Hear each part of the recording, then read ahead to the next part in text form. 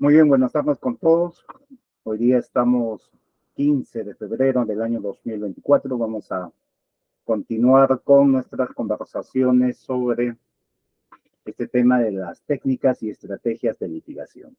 El día de hoy habíamos programado ver el tema de los actos urgentes inaplazables y las técnicas y las estrategias que se deben emplear durante las diligencias preliminares. Pero antes de ello, vamos a hacer un pequeño repaso sobre lo que habíamos tocado la semana pasada, en este tema de que la construcción de la hipótesis tenía que seguir toda una metodología, ¿no? Todo un método estructurado por el mismo Código Procesal Penal.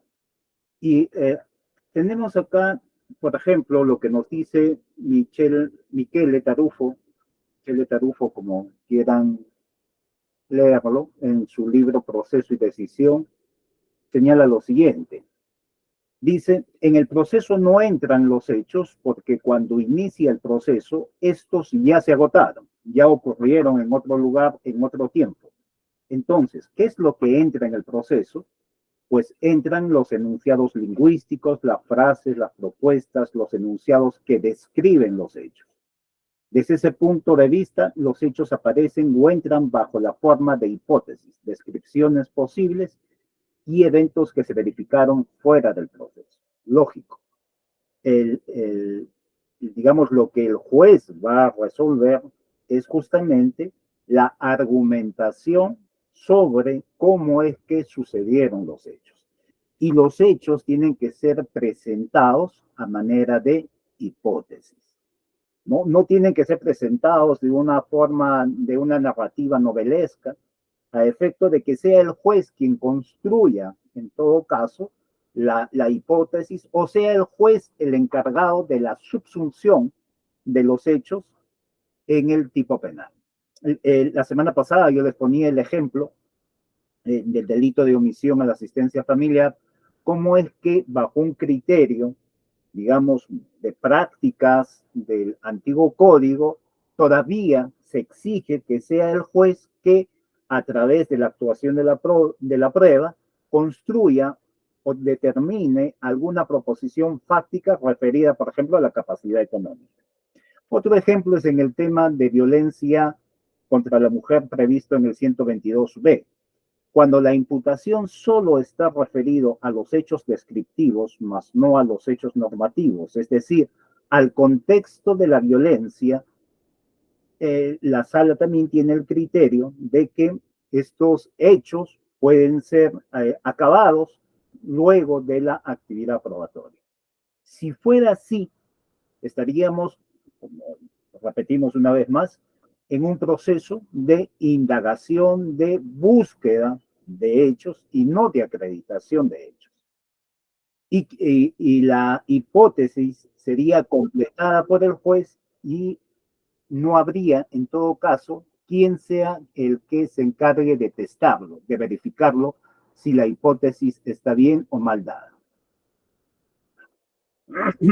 Ahora bien, ¿qué nos dice este mismo autor? Nos dice, el proceso trabaja con hipótesis. Empieza con hipótesis, prosigue con hipótesis y concluye con la verificación de la hipótesis, ¿no?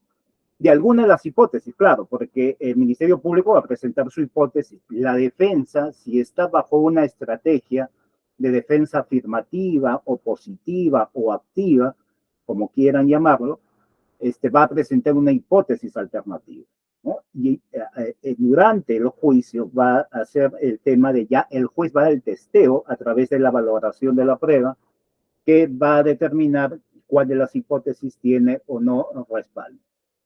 Entonces, el proceso de elaboración de hipótesis tiene una metodología, que es lo que hoy día vamos a ver, ¿no? Diligencias preliminares.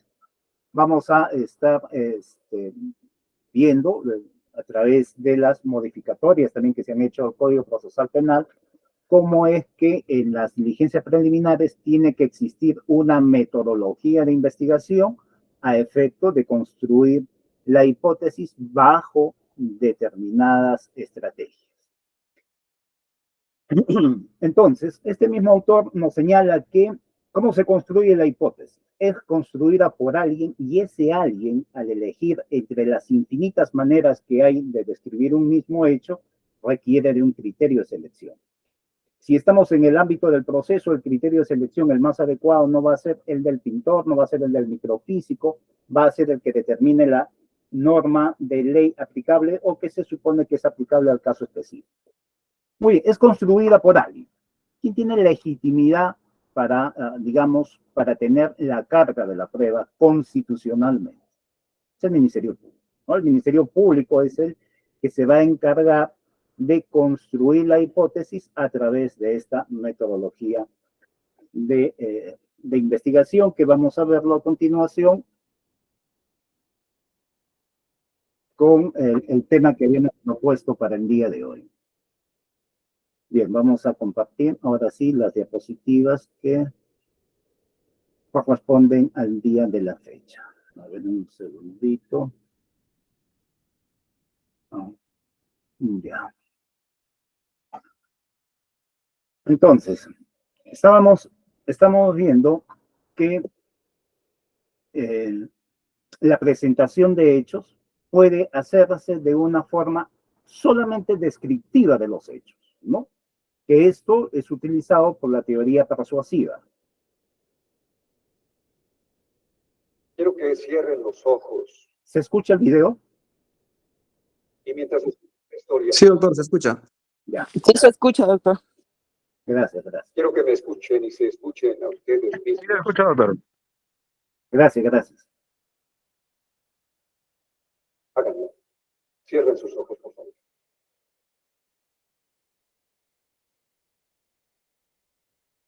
Esta es la historia acerca de una niña yendo hacia su casa en una soleada. Quiero que imaginen a esta niña. Se acerca una camioneta, saltan dos hombres y la sujetan. La arrastran a un campo cercano, la amarran, le quitan la ropa del cuerpo y se montan en ella.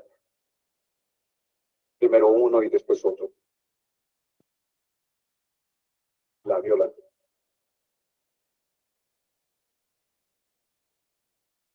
Desgarran todo lo inocente y puro con un empuje en una neblina de aliento alcohólico y sudor.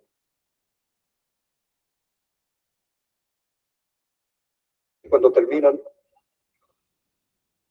Pero no se está viendo, ¿no? Las diapositivas no se ven. No se ven, se escuchan, doctor. Ya. No se están viendo. A ver, entonces voy a volverlo a... Deciden Ya, yo pensé que se estaban viendo las diapositivas.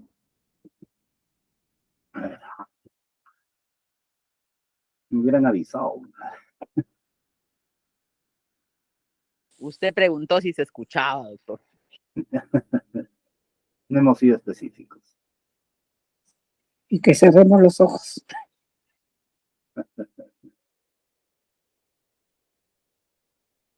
Ya,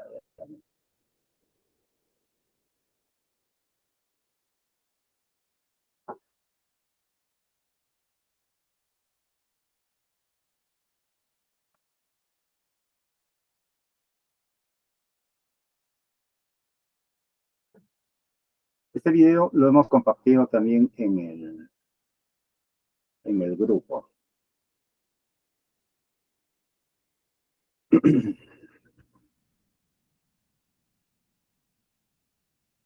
Quiero que cierren los ojos. Ya. Y mientras les cuento esta historia, No vamos a avanzarlo. después quieren colgarle.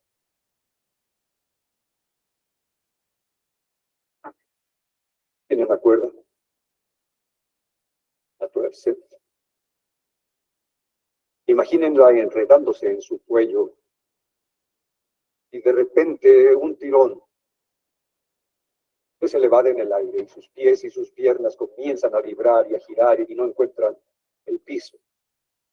La rama del árbol no es lo suficientemente fuerte. se rompe y ella cae. Bien, hasta ahí. Yep. Hasta ahí lo que ustedes ya tienen el video en el grupo del WhatsApp, y ya me imagino que lo han visto. La presentación es netamente descriptiva de los hechos, ¿no? Solamente se presentan los hechos. Se le pone emociones, se le pone una descripción mediante el cual la persona cierra los ojos y recrea el suceso conforme va haciendo la narrativa el abogado, ¿no? Entonces, ¿qué es lo que está buscando? ¿Qué es lo que está buscando acá en este video? Es que el jurado, que son personas, no son abogados, decide, ¿no? En nuestro sistema, cuando hacemos esta práctica, estamos acudiendo a que el juez decida bajo la íntima convicción, ¿no? El juez va a decidir bajo la íntima convicción, invocando el criterio de conciencia. Y justamente este criterio de conciencia que va a tener el juez para resolver bajo esa íntima convicción, lo va a habilitar a tener, digamos, la necesidad de buscar la verdad, de buscar los hechos, de descubrir los hechos. Y justamente el Código de Procedimientos Penales está diseñado para que sea el juez el encargado de acopiar la información a través de la actuación de las pruebas, ¿no? De la incorporación de las pruebas, mejor dicho, al proceso. Y como habíamos señalado, es a través de este principio de comunidad de pruebas, es que va a ser utilizado por el fiscal o por las defensas respecto a la información que se ha introducido. Este es un sistema propio del Código de Procedimientos Penales porque su estructura normativa, su sistema normativo, así ha sido diseñado, ¿no? Esta íntima convicción, criterio de conciencia, está previsto en el Código de Procedimientos Penales. Esta terminología y esta, digamos, forma de administración de justicia no lo van a encontrar en el nuevo código. En el nuevo código ya tenemos un sistema totalmente distinto, que este video también ustedes lo han visualizado en el grupo, entiendo yo. Pero acá vamos a hacer un poquito, no me vamos a escuchar. Y el artículo 212 del Código Penal, en perjuicio de la libertad sexual y el pacto. Si ustedes estuvieran frente a un jurado y ustedes le mencionan los artículos, lógicamente el jurado no va a saber de qué se trata, porque no son abogados, ¿no? Pero no solamente es la mención de los artículos, porque acá la expositora también nos hace una referencia. A ver. En esta sala tengan todos los buenos días. Unidad de agente auxiliar del señor fiscal general de la República. El grado de tentativa y robo, previstos y sancionados en los artículos 158 en relación al 24 y el artículo 212 del Código Penal, en perjuicio de la libertad sexual del patrimonio de la señora Sara María Ramírez. En tal calidad, procedo a hacerme alegato inicial. Los hechos objeto de debate en esta audiencia ocurren el día 10 de septiembre del año 2005, a las 3 de la madrugada, en la avenida Quiroz de Acosta, cuando la señora Sara María Ramírez caminaba sobre... Hace una descripción de los hechos y posteriormente... Se le tapa la boca, entonces, entre forcejeos de la víctima, y para levantarse, abrir sus ropas, correr para pedir ayuda. La víctima se percata que en las cercanías de la gasolinera ESO se encuentran unos agentes de la Policía Nacional Civil a quienes pide ayuda. Posteriormente, dan captura al señor Herrera.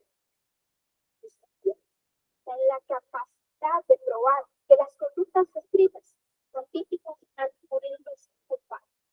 Los hechos igual perfectamente a los delitos de violación en grado de tentativa y robo.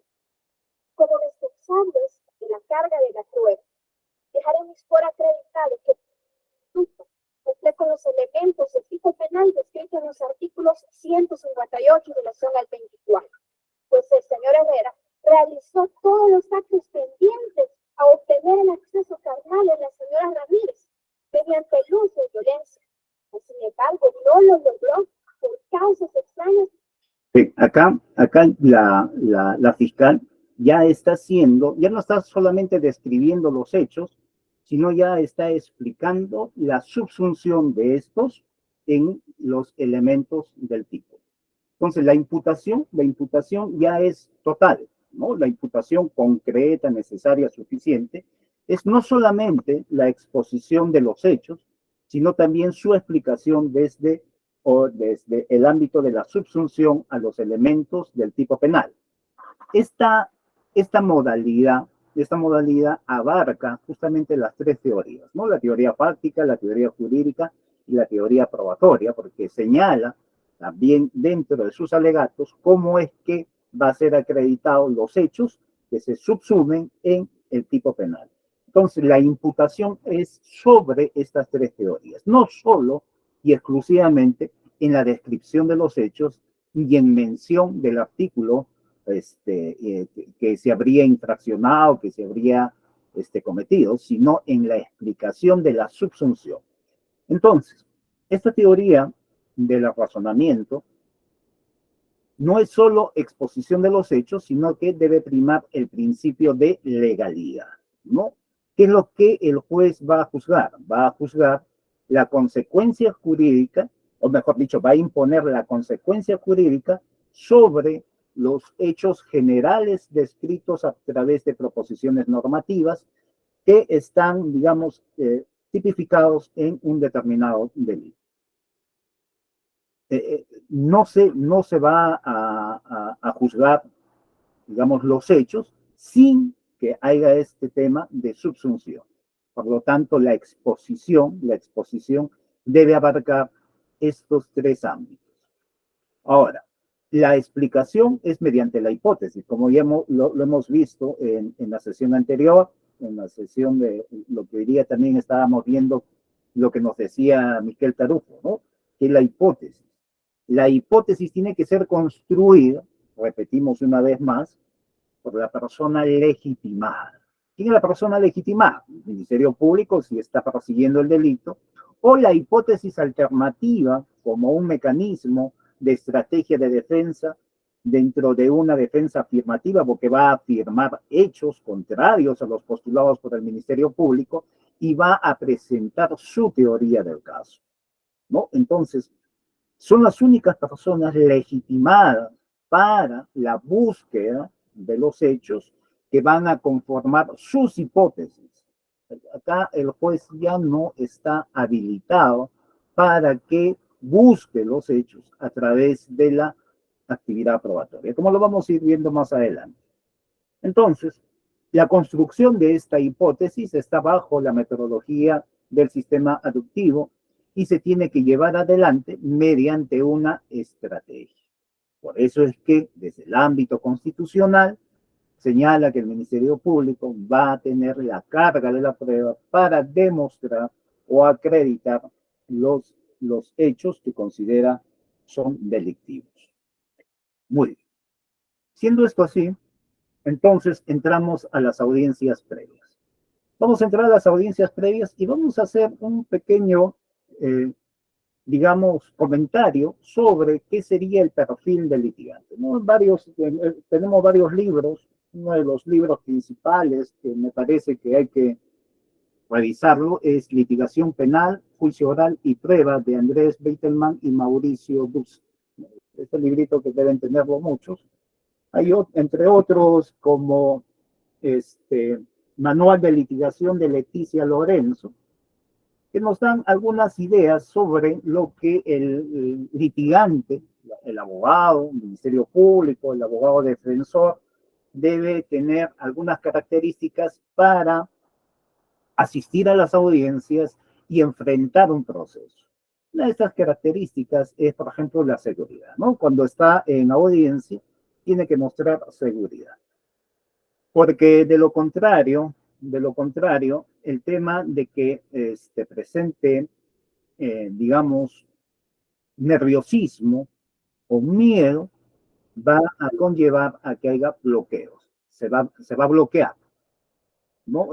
El miedo que es, va a generar el cortisol va a anular determinadas neurotransmisores como la serotonina, la dopamina, la noradrenalina, la adrenalina, lo va a anular y va a hacer que se bloquee la persona. Cuando se bloquea, lógicamente ya no va a poder hilar las ideas y exponerlas como deben ser. Entonces, para tener seguridad, lo primero que se tiene que tener es conocimiento, primero, del caso. Hay que conocer bien el caso, hay que estudiar bien el caso, y lógicamente después hay que tener conocimiento de la teoría, ¿no? O sea, hay que tener conocimiento de los hechos, hay que tener conocimiento de la teoría jurídica y hay que tener conocimiento de la teoría probatoria. Tener conocimiento de la teoría jurídica no solamente es dar lectura al tipo penal, sino hay que conocer teoría del delito, la teoría del dominio del hecho, la teoría de infracción del deber, al menos en los aspectos esenciales para poder explicar, digamos, la imputación al momento de presentar la teoría del caso. Nos dicen también que hay que tener un sentido de crítica y autocrítica, ¿no? Un sentido de crítica sin ser ofensivo, y hay que recibir también un tema de autocrítica, ¿no? No ser incisivo. ¿Qué más nos señala? Hay que tener habilidad para identificar la controversia. Claro, estamos en una audiencia y tenemos que identificar cuál es el objeto del debate de la audiencia. Si nos convocan a una audiencia de prisión preventiva y se expone los presupuestos de la prisión preventiva y la defensa cuestiona uno o dos de los presupuestos, ya sea de suficientes elementos de convicción que vinculen, o ya sea el tema de los arraigos, entonces al hacer, digamos, la réplica, se tiene que focalizar solo en los ámbitos que han sido cuestionados de mi exposición inicial. Tengo que identificar cuál es la controversia. En la réplica no voy a volver a repetir todos los temas, solamente tengo que replicar aquellos puntos sobre los cuales han sido cuestionados mi exposición inicial, ¿no? Eso lo vamos a ir viendo poco a poco. Ser asertivo sin ser agresivo, no es el tema de entrar con toda la agresividad del caso, ¿no? Por la fuerza. ¿Se acuerdan que en las falacias que hemos visto la semana pasada, hay falacias que conllevan también a distorsionar y a distraer el objeto del debate? Ser elocuente, ¿no? Nos dicen los autores: buena presencia, puntualidad, responsable, tener iniciativa e imaginación. Acá, por ejemplo, vamos a hacer un paréntesis. Muchas veces hemos visto en las redes sociales, en algunos videos que circulan, que cuando el juez le dice: señor abogado, ¿dónde está su corbata?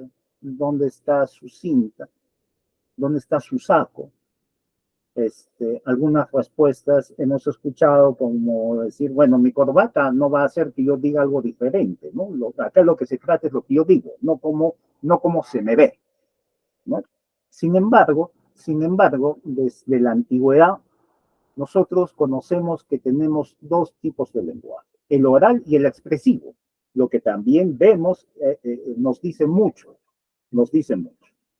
Yo siempre les pongo este ejemplo, ¿no? De que en las tribus, los miembros de la tribu, en quien, digamos, depositan su confianza para resolver algún tema, algún problema, alguna situación que se les presente.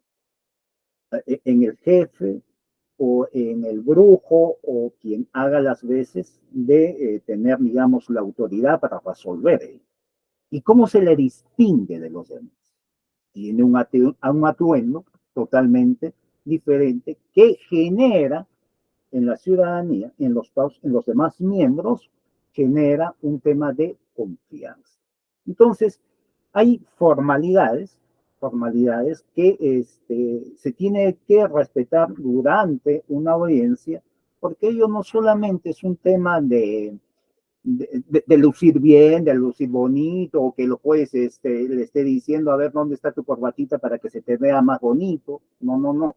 Eso es un tema de representación. ¿A quién se representa? Ustedes representan un colegio de abogados, ustedes representan a una profesión y mediante esa representación se tiene que generar confianza también, ¿no? Y la confianza justamente está en el cumplimiento de las normas. Puntualidad, ni qué decir, la puntualidad dice mucho, ¿no? La responsabilidad, tener iniciativa e imaginación inmediatamente, se presenta un tema, de repente no advertido, hay que tener capacidad de respuesta inmediata, ¿no? ¿Qué más? Alto nivel de ética, lógico. El tema es que los abogados tenemos un código de ética y además tenemos el código, la ley orgánica del Poder Judicial, que la semana pasada también lo hemos estado analizando a través de las falacias, en que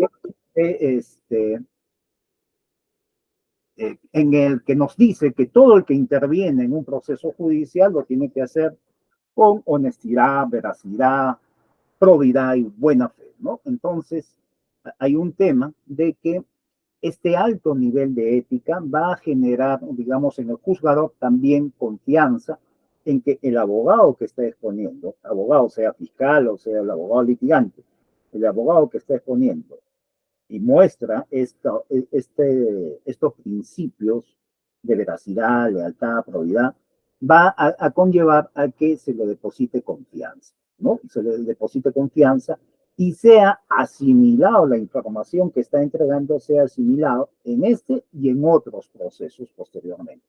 Pero si en primera el juez detecta que el abogado le miente descaradamente y en su cara o dice argumentos que están fuera del contexto, el juez no le va a creer en este y en los subsiguientes procesos. Entonces le va a generar un tema de desconfianza. Luego, ¿qué más? Nos señala conocimiento. Lógico, hay que tener conocimiento, no solamente de los hechos, sino también hay que tener conocimiento de las teorías jurídicas, argumentación, teoría general del proceso, teoría de la prueba. En fin, hay que empezar a tener manejo de estas teorías para que la explicación del, de los hechos tenga un respaldo argumentativo. Muy bien. Entremos a diligencias preliminares. Lo que también la semana pasada habíamos señalado, que es el tránsito de la sospecha inicial simple a la sospecha reveladora. ¿Qué nos dice el artículo, en este caso, el 329 del Código Procesal? Nos dice que recibida la denuncia, la noticia criminal, esta puede ser efectuada por cualquier persona, o también esto puede ser como consecuencia de la intervención de la policía en caso de flagrancia, en caso de que esté haciendo alguna intervención, o por denuncia pública, ¿no? No sé, en las ciudades donde ustedes laboran, si sucede lo mismo que acá. Acá en Oxapampa, mucha gente se queja que cuando van a presentar una denuncia, le dicen, ¿tú eres el agraviado? No. ¿Y entonces, qué haces acá? Que venga el agraviado, ¿no? A veces van los menores de edad a presentar una denuncia porque papá lo está masacrando a la mamá, ¿no? Van los hijos y le dicen, no, acá solamente los mayores de edad presentan denuncias. Los menores de edad no presentan denuncias. Así es que venga tu mamá, pero mi mamá está siendo golpeada, no, que venga, pues una vez que termine de golpearla, que venga, ¿no? Hay un tema que a veces no se comprende o no se entiende o no se quiere entender el tema de que cualquier persona puede presentar la noticia criminal. Y esto de cualquier persona, por ejemplo, a veces cuando va algún profesor o algún médico que en el ejercicio de su profesión toma conocimiento de algún suceso y va a presentar la denuncia y le dicen, bueno, ¿y tú tienes pruebas? ¿A ti te consta que ha sucedido eso? ¿Por qué estás denunciando? ¿No? Entonces, se presentan algunas circunstancias que tienen que ser superadas en el día a día para que no se genere lo que muchas veces señalan la impunidad. Muy bien. ¿Qué nos dice el fiscal? Conduce desde su inicio la investigación del delito de acuerdo al principio de legalidad, coordinando con la policía los actos de investigación. Este artículo ha sido modificado, ¿no? Entonces, me parece que está en el 329. Yo tengo el código antiguo, todavía no me he comprado el moderno, porque como hay tantas modificatorias, ya no hay confianza en comprar. Vamos a esperar un tiempito más. Entonces, acá esta es la modificatoria última que ha sido del 21 de diciembre del año pasado, que señala, de acuerdo al principio de legalidad, coordinando con la policía los actos de investigación. Con tal propósito, la Policía Nacional debe cumplir los mandatos del Ministerio Público en el ámbito de su función. El fiscal, en cuanto tenga noticia, del 67 está esto, ¿no? En el 67 del Código Procesal Penal. A ver, vamos a ver, 67. No, 67 de la policía, el 65. Sí, en el 65, numeral 2, nos señala, ¿no?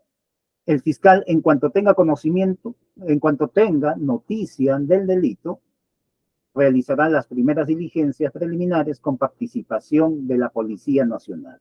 Anteriormente decía, en cuanto tenga noticia del delito, realizará, si corresponde, las primeras diligencias o dispondrá que las realice la Policía Nacional.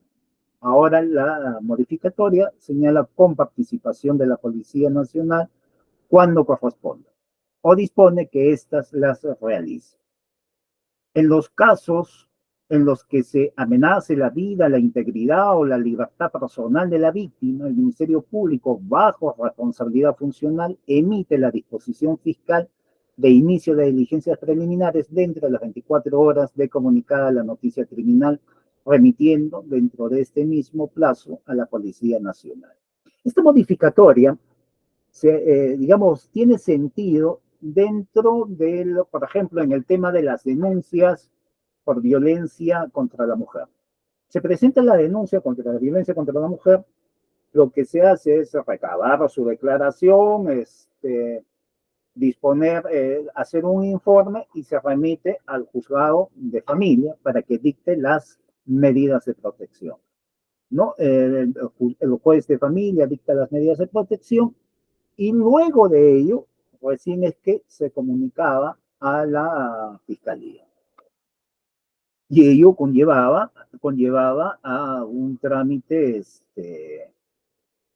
largo, distante, y no se tomaba, digamos, en cuenta los peligros, ¿no?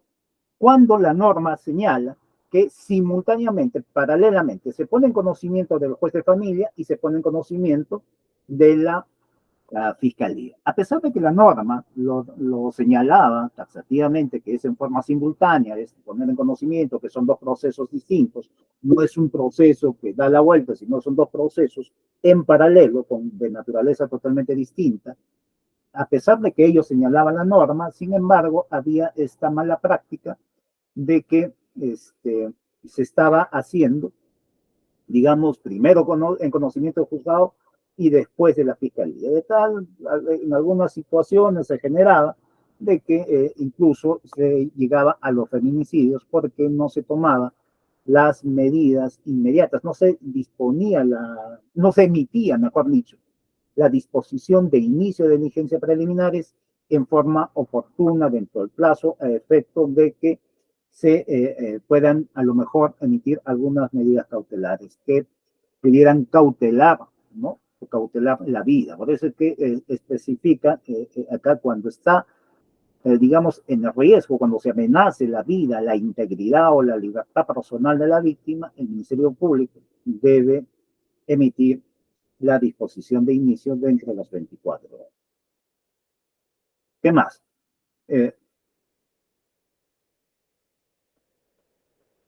el 65, también numeral 3 nos señala, cuando el fiscal dispone la intervención policial, entre otras indicaciones precisa su objeto y, de ser el caso, las formalidades específicas que deben reunir los actos de investigación para garantizar su validez. La investigación de la Policía Nacional estará sujeta a la conducción del fiscal. Claro, si el Ministerio Público señala que la investigación va a llevarse a través de la policía, debe señalar cuáles son, digamos, los objetivos de las diligencias preliminares. Y los objetivos de las diligencias preliminares están previstas en el 330, numeral 2. Y no siempre que se toma conocimiento de la noticia criminal se tienen que cumplir los 3 objetivos, ¿no? Hay objetivos que tienen mayor, digamos, prioridad que otros. Por ejemplo, pues ya puede venir identificado, a lo mejor en la noticia criminal, la víctima, o que diga el acusado, ya puede contener a lo mejor los hechos con proposiciones fácticas que se adecúen o se delimiten a través de una premisa mayor, una premisa menor, que conlleve a una conclusión y en sí englobar la hipótesis. O puede ser que deban determinar quiénes son realmente las víctimas de la noticia criminal. Entonces, tiene que señalarle objetivos, qué es lo que se quiere con la investigación. Seguidamente dice, el fiscal decide la estrategia de investigación adecuada al caso. Claro, ¿cuál va a ser la estrategia para qué es lo que queremos conseguir con las diligencias preliminares para este tránsito de sospecha inicial simple a sospecha reveladora, ¿no?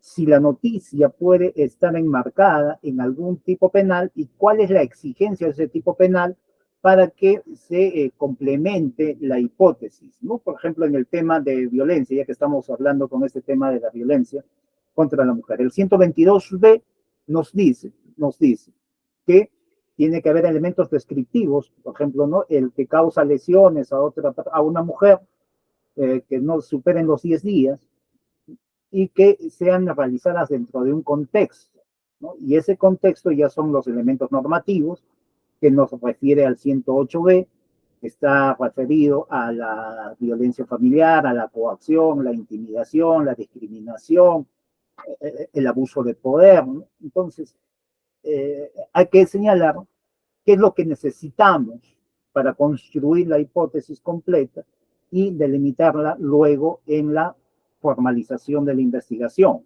La hipótesis, es decir, los hechos concretos que se adecúan a los elementos descriptivos, a los elementos normativos del tipo. Por eso es que seguidamente el artículo dice, y coordina con la Policía Nacional que está a cargo de la estrategia operativa de la investigación.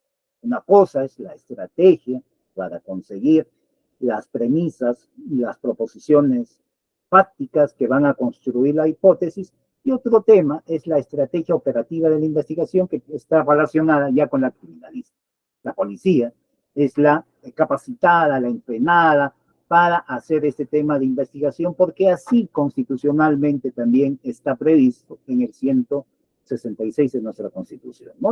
Son los encargados de investigar el delito. Para ello tienen su capacitación propia, ¿no? Entonces, cuando el fiscal decida la estrategia de investigación adecuada al caso para lo cual programa y coordina con la policía que está a cargo de la estrategia operativa de la investigación sobre el empleo de pautas, técnicas, medios indispensables para la eficacia de la misma. La policía brinda sus recomendaciones a tal efecto, garantiza el derecho de defensa del imputado y los demás derechos fundamentales, así como la regularidad de las diligencias correspondientes. Claro, ya no es como se estilaba, pues, ¿no? Había necesidad de repente de esa reforma porque lo que se estilaba era, hazme la investigación, tómame esa declaración, hazme tal inspección, tienes 120 días para eso y después me lo devuelves. No, pues es que la policía no era el secretario del fiscal, ¿no? No había un tema de coordinación, no había un tema de delimitar el objeto de la investigación, de señalar cuál va a ser la estrategia para la adecuación de los hechos a un tipo penal, qué es lo que se necesita buscar, cuál es digamos, los requisitos que se debe cumplir para que la investigación no sea viciada, ¿no? Y no había esa coordinación que ahora ha sido precisado. La Policía Nacional, en cumplimiento de sus funciones, debe inclusive, por iniciativa propia, esto ya está dentro de las funciones de la policía, tomar conocimiento de los delitos y comunicar inmediatamente al fiscal. Anteriormente señalaba, y han cambiado la palabrita, porque anteriormente señalaba, deberá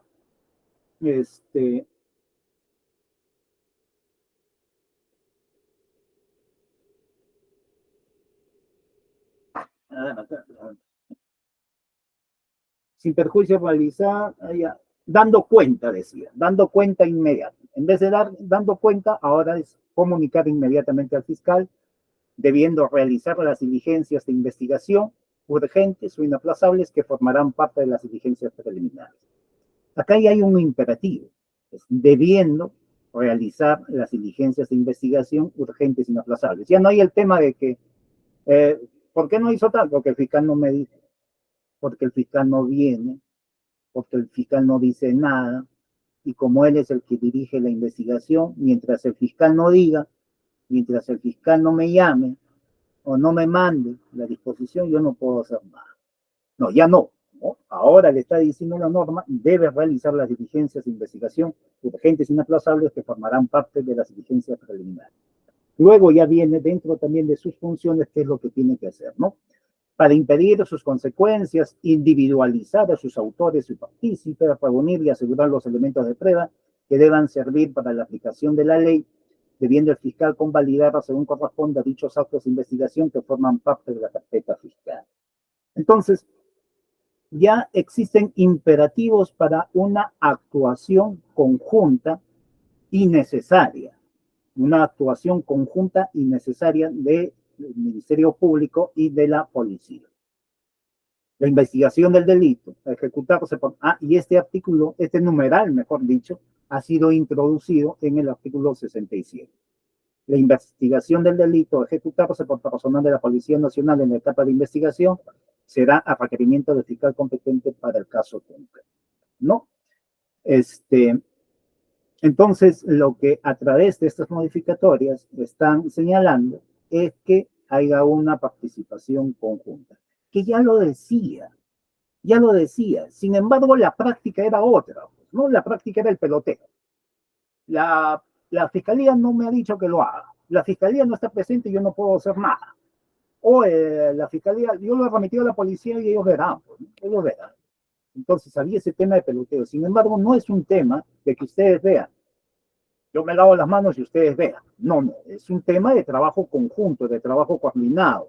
Cada uno dentro de sus funciones, cada uno dentro de las capacitaciones que tienen y dentro de su formación, ¿no? Cada uno tiene una formación totalmente distinta y focalizado en un tema de que deben trabajar, como se dice, de la mano. Muy bien, pero nuestro tema no es ver sobre en sí el tratamiento de las diligencias preliminares, sino sobre las técnicas de litigación. Entonces, durante la investigación preliminar, durante las diligencias preliminares, se van a realizar audiencias. Estas tienen que seguirse según el procedimiento regulado en el artículo 8.3 del Código Procesal Penal.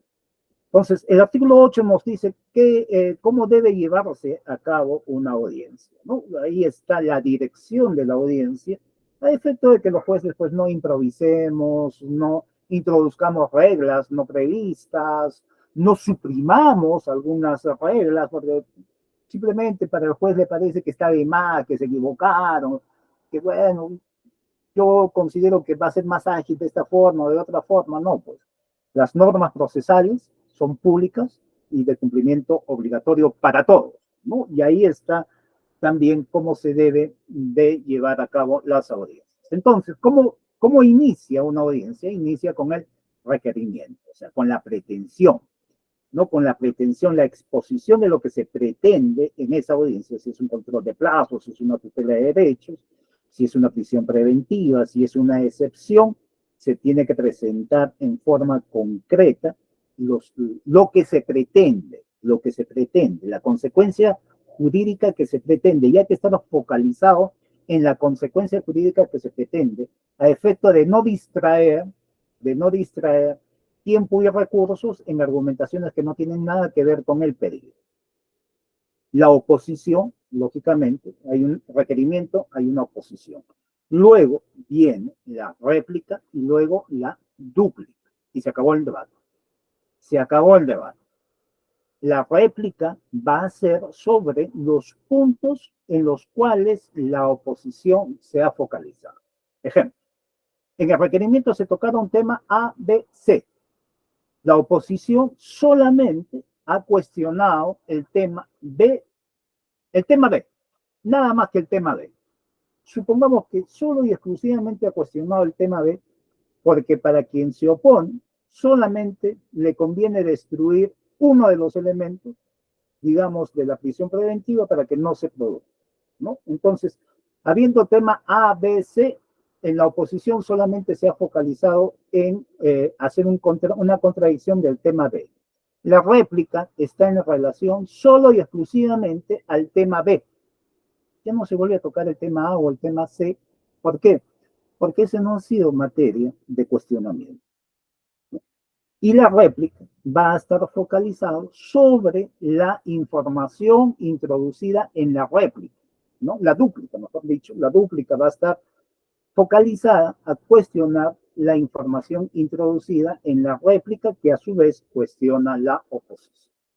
Y ahí se acaba el debate. No hay más debate.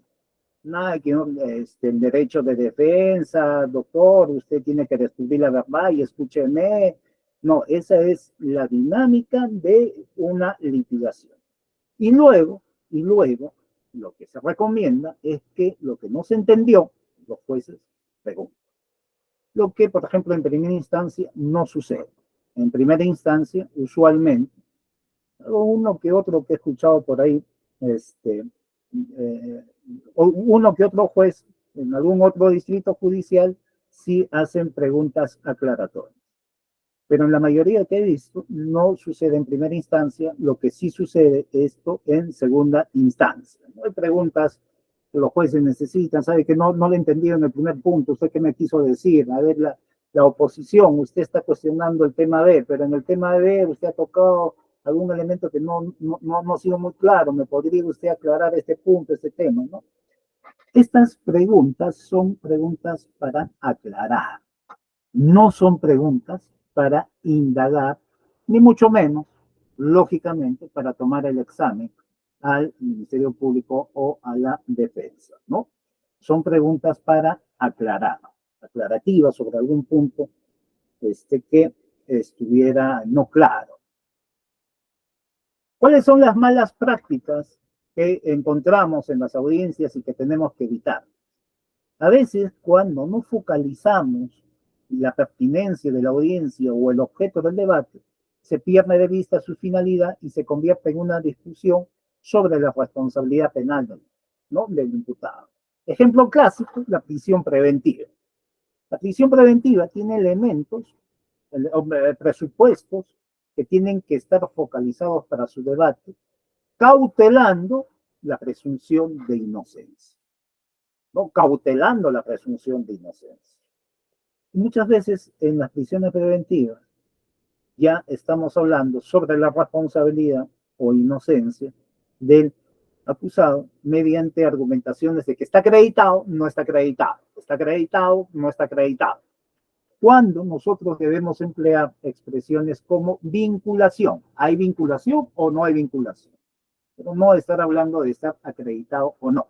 Ya vamos a repasar alguna vez que hicimos un conversatorio sobre la prisión preventiva. Más adelante vamos a hacer un repaso y hacemos una práctica también sobre una audiencia de prisión preventiva desde un enfoque totalmente distinto a lo que se está haciendo en la actualidad. La duración de la audiencia es exagerada, lógico. Las audiencias de prisión preventiva duran más que los juicios. en algunas ocasiones. Duran más que los juicios. ¿No? Están todo un día, toda una noche, hasta la madrugada, en una prisión preventiva. ¿No? Trae como consecuencia retardo en la administración de justicia. Y es lógico, y lógicamente va a conllevar ¿a qué? A que una audiencia que debe durar una hora y media, muchas veces demora 2, 3 horas, ¿no? No sé si alguien de Moquegua está presente, pero cuando éramos juez de investigación preparatoria, en Hilo, por ejemplo, nuestras audiencias de prisión preventiva duraban 30 a 45 minutos. 30 a 45 minutos. Las audiencias de control de acusación entre 15 y 20 minutos, ¿no? Y en Moquegua, en Hilo, la gran cantidad de la carga procesal está básicamente focalizado en delitos de corrupción de funcionarios, que son procesos que tienen cierta complejidad. Entonces, eso es lo que decíamos, el juicio ya no es la audiencia que requiere mayor preparación, sino a veces las audiencias previas, ¿no? Las audiencias previas donde se preparan, pero se decide basta porque va a tener una distracción de recursos, o sea, hay una distorsión de la finalidad, lógicamente el tema de que se van a afectar principios esenciales. Y otras malas prácticas nos dice, por ejemplo, Leticia Lorenzo en su manual de litigación. Dice que este sistema, esta aplicación, esta mala práctica no deja que se cumplan algunas promesas. Por ejemplo, una de las promesas de la entrada en vigencia de estos nuevos códigos a nivel Latinoamérica era disminuir al mínimo posible el retardo de la administración de justicia, ¿no?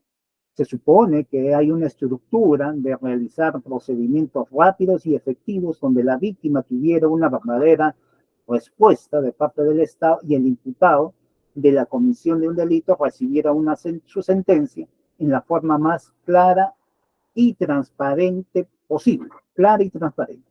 Ahora, ¿qué pasó? ¿Está mal la ley? No, la ley no está mal.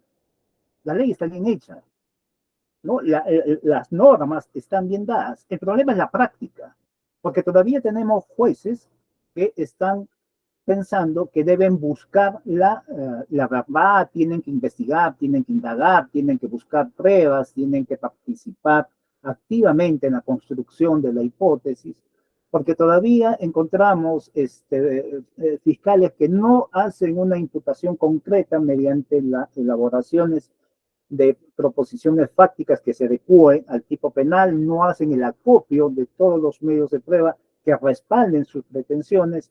Todavía encontramos defensas que no tienen una estrategia defensiva, que no saben lo que realmente quieren en un proceso, que están, digamos, buscando, indagando, están a la suerte, o están pensando todavía en el Código de Procedimientos Penales, viendo en qué se equivoca el juez, en qué se equivoca la otra parte para pedir la nulidad, y esa va a ser mi estrategia focalizada, pedir la nulidad. Por eso es que escuchamos en las audiencias, señor, a efecto de evitar nulidades futuras, ¿no? Esa palabrita que les recomiendo no la utilicen, porque si no, la estrategia del juez va a decir, este está buscando la nulidad, ¿no? Ahora, dice, ¿no? Una promesa no cumplida es que se resuelva de forma transparente. En el anterior sistema nos quejábamos, por ejemplo, de que el juez lo resolvía los casos en la oscuridad de su despacho. Había esa frase, ¿no? La oscuridad de su despacho. Que sabe Dios cómo lo resolvería o realmente quién resolvería. Puede ser un secreto a voces, que las sentencias eran elaboradas por los secretarios o practicantes o demás auxiliares que estuvieran a disposición del juez. Esto ha cambiado en la actualidad. El nuevo código te dice que tienes que resolver de forma inmediata, ¿no? O aplazarlo dentro de las 48 horas. Pero si vas a aplazar dentro de las 48 horas, puedes resolver oralmente y señalar que la redacción de la sentencia, de la resolución, será en 48 horas. ¿Cuál es la finalidad de que expliques oralmente? La transparencia de que tú estás resolviendo que sea a favor, en contra, no, pero estás resolviendo como consecuencia del debate producido y no ingreses a la audiencia, tú juez, no ingreses a la audiencia con la resolución hecha o que alguien más te haga la resolución, ¿no? Entonces, la transparencia es que los jueces resuelvan en audiencia y lo hagan transparentemente, oralmente. ¿Cuál es el problema? El problema es que cuando resolvíamos oralmente, por ejemplo, que incluso hemos dictado sentencias orales cuando estábamos de jueces de juzgamiento en Moquegua, dictábamos sentencias orales al inicio. El problema era que cuando subía en apelación, el superior decía, ¿y la sentencia dónde está?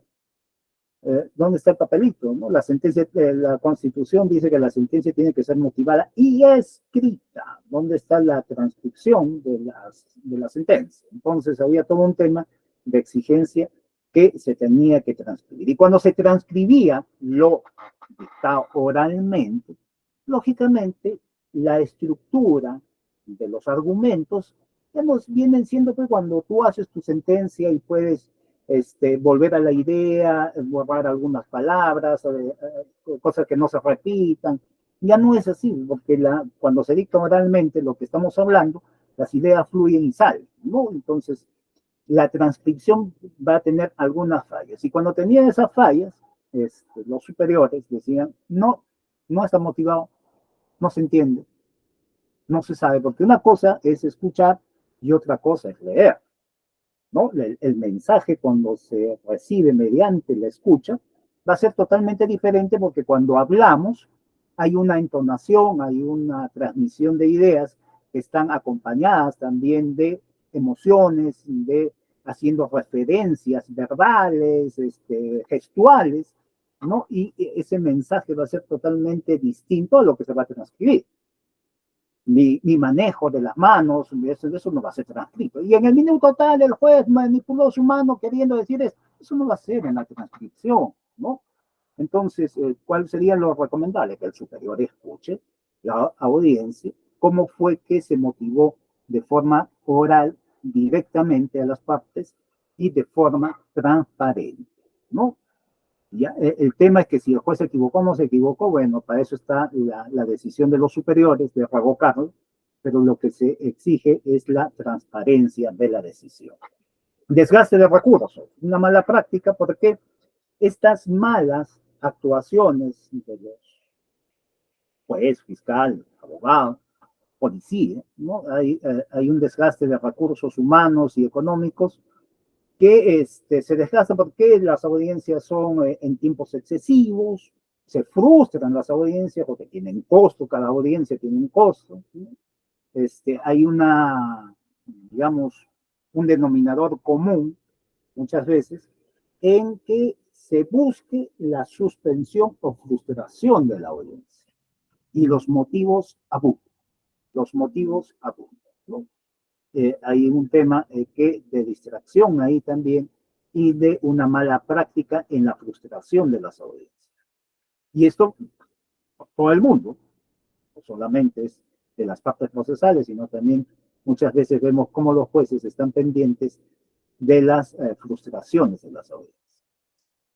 Otro tema es en el tema de las medidas cautelares, ¿no? ¿Cuáles son las malas prácticas en las medidas cautelares? Cuando hablamos de medidas cautelares, estamos hablando de las medidas cautelares personales y las reales, pero vamos a focalizarnos en las personales, que son las que más abundan, como la prisión preventiva. Se ha perdido la finalidad de la prisión preventiva, y la finalidad está prevista en la misma ley, ¿no? Si ustedes revisan el 253, ahí nos dice la finalidad de estas medidas, ¿no? ¿Qué es lo que se pretende evitar? Riesgo de fuga, riesgo de entorpecimiento de la actividad probatoria, riesgo de reiteración delictiva. Hay finalidades que se tienen que concentrar y para evitar esas finalidades se deben cumplir los presupuestos del 268 y exponer concretamente sobre ello, no distrayendo el tema de que se determine si es culpable, no es culpable. Luego, cuando veamos este tema de las audiencias de prisión preventiva, vamos a ver que la exigencia a que hace referencia la sentencia plenaria 1/2017 sobre la sospecha fuerte o el acuerdo plenario 1/2019, me parece que es también sobre la prisión preventiva, que habla sobre esta sospecha fuerte, esta sospecha grave que debe tener sobre los hechos que se le atribuye al imputado, no está conforme a la interpretación que se le ha venido dando y que en la práctica se viene utilizando. Pues al momento de formalizar la investigación, esto como una previa, ¿no? Al momento de formalizar la investigación, la ley le exige al Ministerio Público tener una sospecha reveladora. Y la misma Corte Suprema ha dicho que la sospecha reveladora está focalizada en los hechos que se subsumen al tipo penal, es decir, en los hechos base. No pide como exigencia la descripción de las circunstancias para tener una imputación acabada, como sí se exige en el 300, cuando se llega a la etapa intermedia, el 349. No, eso lo vamos a ver cuando analicemos eso. Entonces, estas, como ya hemos dicho, estas audiencias, estas medidas cautelares son de duración exagerada, y además violentan los principios fundamentales, constitucionales y las finalidades para las cuales están destinadas. Y esto es una mala práctica, no es un tema de que la norma esté mal, la ley está mal, ¿no?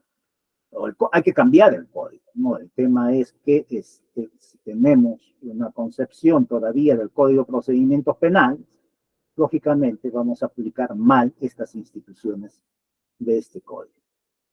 Otro tema que se ha descuidado o que se viene también aplicando mal es las salidas alternativas y el derecho de defensa, ¿no? Y estamos hablando de este tema del principio de oportunidad, que aparece como una excepción al principio de legalidad. ¿Por qué una excepción? Lógicamente que durante las diligencias preliminares, como ustedes bien saben, no hay imputación, porque estamos en el tránsito de la sospecha inicial simple a la sospecha reveladora. La imputación va a nacer con la formalización de la investigación conforme a la exigencia del 336, numeral 2. Ahí nace la imputación. En este tránsito no hay todavía imputación. ¿Y por qué recalco ello? Porque en este tránsito se puede aplicar el principio de oportunidad como una excepción al principio de legalidad, porque el Ministerio Público es quien tiene la dirección de esta etapa o subetapa, porque forma parte de la investigación preparatoria de esta subetapa. Y como tiene el dominio de esta subetapa, todavía está, digamos, en la construcción de la imputación en determinar la relación jurídica procesal a través de establecer quién es el sujeto activo, quién es el sujeto pasivo, ¿no? Está en esa labor, en esa función. Y dentro de ello, el artículo 2 lo faculta a convocar a un principio de oportunidad cuya consecuencia va a ser que se abstenga del ejercicio penal, ¿no? De la acción penal, que se abstenga del ejercicio de la acción penal, ¿no? Esa va a ser la consecuencia. Les voy a poner un ejemplo para que se entienda. Supongamos, ayer ha sido el día de los enamorados, el día de la amistad, me junto con mi enamorada, sin que sepa mi esposo, me salgo, me divierto, estoy manejando en estado de ebriedad y la policía me interviene. Entonces, va a decir, me interviene la policía. Ups, el juez se le ha encontrado conduciendo en estado de ebriedad, ¿no? Al juez. Hay que castigarlo porque no se puede permitir que un juez esté cometiendo delito. Entonces, yo en mi defensa, ¿qué voy a decir? A ver, un momentito. Estamos en diligencias preliminares. ¿Tiene usted imputación? Todavía no tiene usted imputación porque usted va a construir. Yo me someto a a un principio de oportunidad. Entonces, el abogado me va a decir, voy a tener que contratar un abogado porque quien está procesado, como hay emociones de por medio, puede incurrir en falacias o puede incurrir en sesgos, como lo hemos visto en la primera sesión. Y entonces necesariamente voy a tener que contar con mi abogado. Y mi abogado va a decir, a ver, un momentito, si tú te sometes al principio de oportunidad, vas a perder. ¿Por qué? Porque la Junta te va a revocar tu título y te va a despedir. No te conviene someterte a un principio de oportunidad. ¿Pero cómo? ¿Por qué me tendría que, digamos, establecer por la comisión de un delito si justamente la consecuencia jurídica del principio de oportunidad es que el fiscal se abstenga del ejercicio de la acción penal? No hay aceptación de culpabilidad. Hay un tema de reparación del objeto civil que su tutela resulta de mayor intensidad respecto al objeto penal. Entonces, como se está reparando el objeto civil cuya tutela es de mayor intensidad que el objeto penal, a través de esa reparación, el fiscal se abstiene del ejercicio de la acción penal justamente porque es una excepción a este principio de legalidad. No hay un tema de aceptación de culpabilidad, no hay un tema de comisión de un delito. ¿Por qué? Porque no ha habido investigación, no hemos llegado a establecer una sospecha reveladora, ni mucho menos una sospecha suficiente para decir que en todo caso yo estaría aceptando la comisión de un delito. No estoy sometiendo es a la aplicación de un principio de oportunidad mediante el cual voy a reparar el objeto civil a efecto de que el fiscal se abstenga del ejercicio del objeto penal. Esto lo vamos a ver también con calma cuando veamos este tema de los criterios de oportunidad o principios de oportunidad. Criterio y principio de oportunidad son dos temas totalmente diferentes, ¿no? Que pudieran parecer iguales, pero son dos temas diferentes, como lo veremos en su momento. Estamos con el tiempo. Bien, entonces la audiencia es una metodología. La dirección de la audiencia es una metodología. Es una metodología del trabajo porque le permite al juez resolver de forma oportuna, eficaz y concreta sobre la información introducida por las partes procesales. Por eso es que la responsabilidad de introducir una información de calidad es de las partes, no es del juez, que lo que no me dijo lo busco en el expediente o en la carpeta o situaciones de las cuales no han sido debatidas o sometidas a un contradictorio. Porque son las partes las que realizan el control de la información introducida, ¿no? Si hay un hecho, si hay una proposición fáctica que se está introduciendo mediante una falacia que tiene apariencia de verdad, pero realmente no lo es, entonces la otra parte tiene que hacer el contradictorio para establecer que estamos frente a una falacia. Porque si el juez tendría la obligación de buscar la información, ¿quién le controla que esa información no sea una falacia? Que la información que está buscando sin conocimiento de las partes y sin contradictorio no sea una falacia, ¿no? Entonces, justamente el contradictorio está para evidenciar si estamos ante una información válida, si estamos ante una información que reúne sus requisitos para los que está destinado. Entonces, esta información está ligada a la construcción de juicios lógicos y no de un discurso sentimental, intuitivo, pobrecito, ¿no? Señor juez, usted también tiene hijos, usted también es padre de familia, usted, ese tipo de argumentos que como hemos señalado que son falaces, no vienen al caso, sino son temas de construcciones lógicas, de información. Por eso es que hay una metodología, y esa metodología lógicamente es la que está diseñada en el artículo 8 a través de la pretensión, oposición, dúplica, réplica, focalizado en el objeto del debate a efecto de que el juez pueda resolver sobre lo que se le está solicitando. Entonces, tenemos etapas para la litigación. Seguimos con Leticia Lorenzo. Ella nos dice que el abogado, sea fiscal, sea el abogado litigante, no tiene que tener el análisis del caso, la decisión sobre el caso, la presentación de las actuaciones, el sustento de la audiencia y focalizar el agravio de la decisión. Muy bien. En el análisis del caso, se tiene que delimitar la estrategia. Sea fiscal, sea abogado, tú tienes que ver, cuando viene el usuario, cuando viene el cliente, te cuenta la versión de los hechos, como hemos visto en la sesión anterior, también tenemos que ver qué es lo que tiene la otra parte, ¿no? Hay que buscar, por ejemplo, si viene un cliente, me cuenta la versión de los hechos, inmediatamente tengo la responsabilidad de decirle, necesito estudiar la carpeta fiscal para ver qué es lo que hay en la carpeta fiscal, para ver si lo que tú me dices coincide, no coincide, y cómo es que, en todo caso, si tú me estás dando una historia totalmente distinta, cómo yo voy a poderla sustentar si tiene pruebas, si tiene razonamiento, si tiene coherencia, si está contextualizado, o de repente detectar algún interés de incredibilidad subjetiva, ¿no? Entonces, todo eso tengo que analizar, ¿no? Tengo que analizarlo para establecer la teoría del caso, la hipótesis que voy a presentar.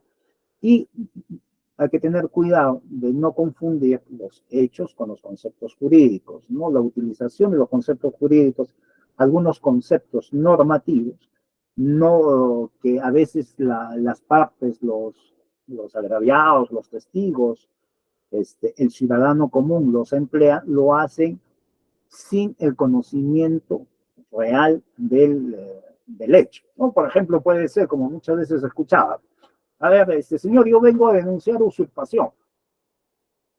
Usurpación porque y hace una descripción del hecho, Pero el denunciante dice usurpación. Al final lo han archivado.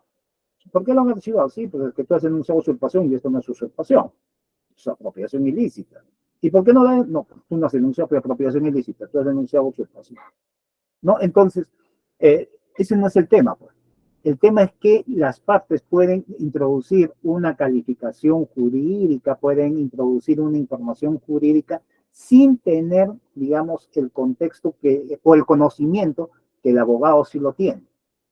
Y el abogado tiene que tener cuidado de distinguir ello, de interpretar ello, de percibir ello, para que su construcción no tenga alguna especie de falacia, no tenga algún sesgo, ¿no? O alguna mala percepción de los hechos que le permitan después hacer una mala construcción del suceso. Por eso es que el análisis del caso hay que tener cuidado en distinguir los hechos de los conceptos jurídicos.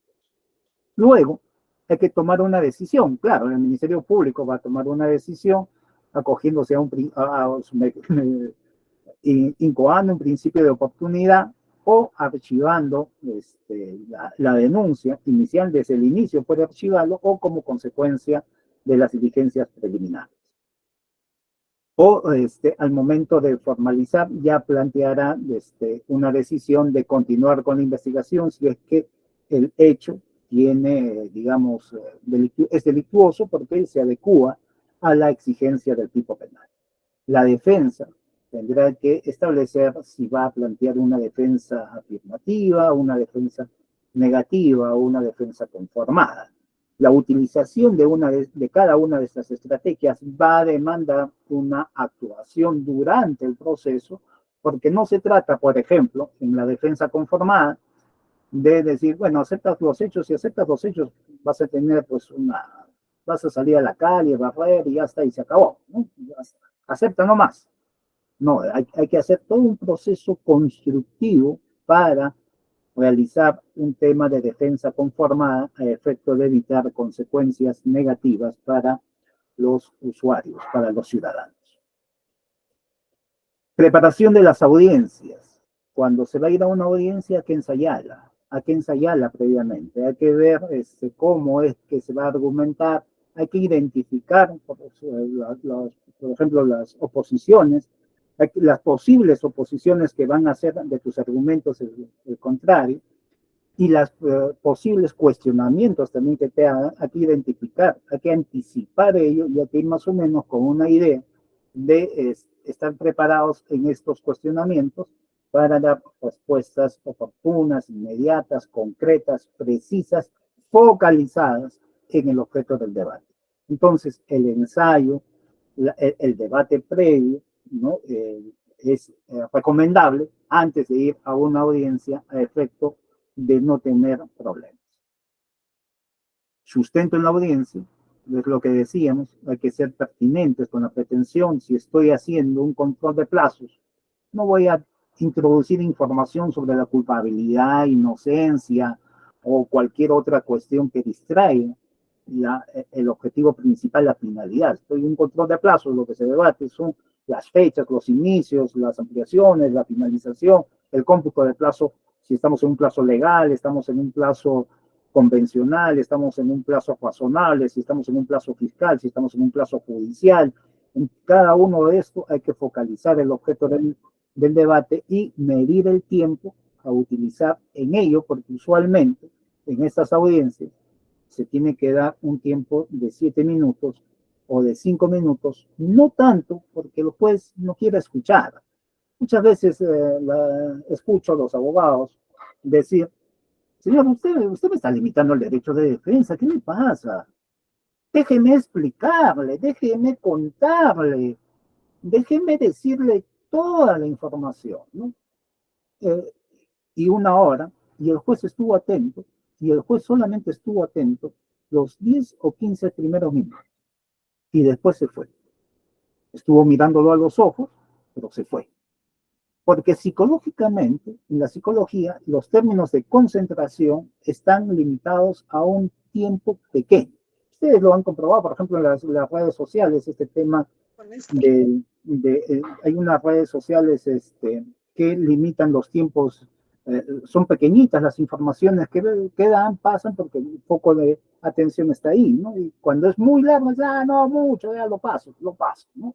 Entonces, el tema de concentración siempre va a estar limitado y hay que aprovechar ese tiempo limitado que se tiene de concentración del juez para darle la información de calidad, la información pertinente, ¿no? Hay que usar este tiempo y practicar todo lo que queremos decirlo en forma concreta, específica, dentro de este lapso de tiempo, ¿no? En algunos casos, lógicamente, necesitan más de 5 minutos, más de 7 minutos, y se dan dependiendo de la complejidad del caso. Por ejemplo, una audiencia de control de plazos no va a ser igual a una audiencia de improcedencia de la acción, o una audiencia de prisión preventiva, o una de tutela de derechos, ¿no? Va a ser diferentes, o una solicitud de actor civil, no va a ser totalmente diferente a lo que usualmente se lleva. Se obtiene la respuesta del juez y hay que focalizar el agravio, en relación al planteamiento que hemos hecho. Por eso que el agravio tiene que ser congruente. Si yo he planteado una estrategia de defensa afirmativa, proponiendo una hipótesis alternativa, ¿no? Y el agravio, yo no puedo decir, me ha causado agravio la pena, porque la pena es muy intensa, como si estuviera frente a una defensa conformada. O en sentido contrario, estando frente a una defensa conformada, en el agravio no puedo decir, mi patrocinado es inocente, cuando yo mismo he estado sustentando una estrategia de defensa conformada. Entonces, tiene que haber congruencia en focalizar el agravio de la decisión, porque lógicamente, cuando esté en segunda instancia, si los jueces tienen un criterio, digamos, de razonamiento probatorio, ¿no? Lógicamente va a ser desechado. Si los jueces están dentro del otro sistema anterior, entonces va a ser amparado y se va a extender incluso la respuesta más allá de lo que ustedes le piden. Bueno, eso ya lo analizaremos posteriormente. ¿Cómo vamos con el tiempo? Ya me excedí. Continuamos a la siguiente semana. ¿Hasta acá tienen preguntas? ¿Tienen preguntas? Hasta aquí me excedí de tiempo. Me excedí lo que la psicología dice. ¿No hay preguntas? ¿Comentarios? Tampoco. Bien. Espero que haya sido entendible lo que hemos conversado. Nos vemos a la siguiente semana entonces. Buenas noches. Sí, doctor. Buenas noches. Doctor, solamente Sí, Buenas noches, doctor. Gracias. sí, doctor Pérez, sí, dígame. Sí, doctor, lo que le decía, usted nos explicaba que teníamos que ser precisos al momento de iniciar los alegatos o iniciar para el momento de una audiencia, ¿no? Por ejemplo, en los juicios orales algunas veces se ha acostumbrado a indicar cualquier tipo de defensa que no van a poder quebrar la presunción de inocencia. Ese es un principio básico de nuestra constitución política, un derecho fundamental. Sin embargo, yo le pregunto si es adecuado empezar indicando ello o simplemente se trataría de una retórica para complementar o para de repente iniciar digamos, el alegato de apertura. Claro, dependiendo de la estrategia, ¿no? Si estás frente a una estrategia afirmativa y una negativa, lógicamente la consecuencia que estás buscando es la absolución. Esa es la consecuencia que se está buscando, ¿no? La absolución. Entonces, ahí lógicamente cae la expresión.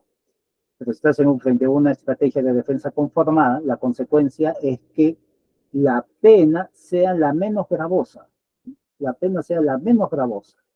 Y ser menos gravosa no solamente está con el tema del quantum de la pena, porque ahí hay que diferenciar el quantum de la pena con su ejecución de la pena.